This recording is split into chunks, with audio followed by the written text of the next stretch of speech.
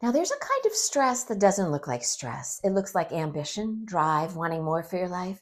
But underneath it, there's constant pressure. It sounds like I should be doing more, I could be making more, I'm not where I should be yet.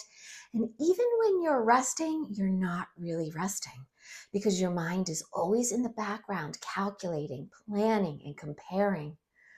And when you hit a goal, instead of relaxing, your brain goes, okay, what's next? So making more money becomes endless, not because you need more, but because your brain doesn't know how to stop. What if the real freedom isn't making more money? It's being able to stop chasing without feeling like you're falling behind. A lot of that pressure isn't coming from reality. It's coming from habit. So the next time you think I should be doing more, pause and ask yourself, is this just a habit? Now you're allowed to grow and earn more money, but not from a place where you're never at rest. So if this message resonates with you, don't forget to like the video, comment, and subscribe to my channel.